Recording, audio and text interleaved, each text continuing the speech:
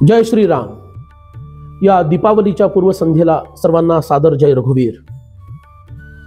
असे न कराल तर वसुबारस दिवाळी व्यर्थ। पण कसे न कराल तर शास्त्रवचन आहे, गोषु भक्तिर्भवेद्यस्य प्रणवेच दृढामतिः पुनर्जन्मन विश्वासः सवै हिंदुरिति स्मृतः। हिंदूंची 3 प्रधान लक्षणं, त्यातलं सगळ्यात पहिलं लक्षण आहे देशी गायीबद्दल भक्तिभाव असणं, ती माझी माता आहे ही भावना असणं।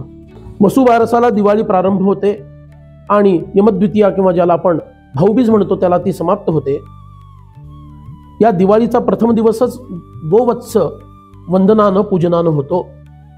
पण त्या दिवसापुरतं तुम्ही गाईचं पूजन केलं किंवा मग काही ठिकाणी गोपाष्टमीला सुद्धा केलं जातं, तर या वर्षातून एकदा किंवा दोनदा त्यांचं पूजन केलं आणि उरलेले सर्व दिवस त्या गोमातेकडे आम्ही दुर्लक्ष केलं तर आमची दिवाळी सफल होणार नाही, हे आम्हाला लक्षात घ्यायला पाहिजे।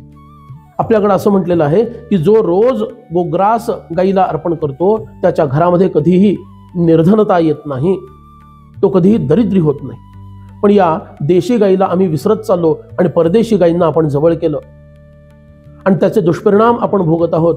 हिंदूंची खालावलेली अवस्था, याच्यातील अनेक कारणांपैकी एक प्रधान कारण म्हणजे वशिंड असणाऱ्या देशी गाईबद्दल असणारी आमची अनास्था, तिकडं झालेलं दुर्लक्ष।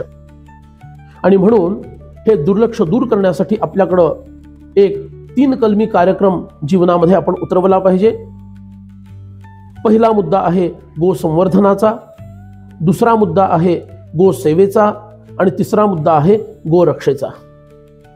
या 3 स्तरांवर आपल्याला वर्षभर काम आणि प्रत्येक वर्षी हे काम प्रत्येक हिंदूनं कर्तव्य बुद्धीनं करायला हवं, तरच गोमातेचा आशीर्वाद प्राप्त होऊन भगवान आमच्यावर कृपा करतील।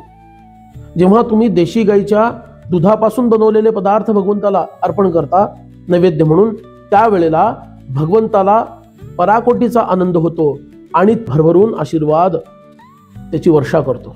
आणि म्हणून या देशी गाईबद्दल आपली जागरूकता वाढवणं, गोरक्षेबद्दल जागरूकता वाढवणं हे आपलं सर्वांचं कर्तव्य आहे।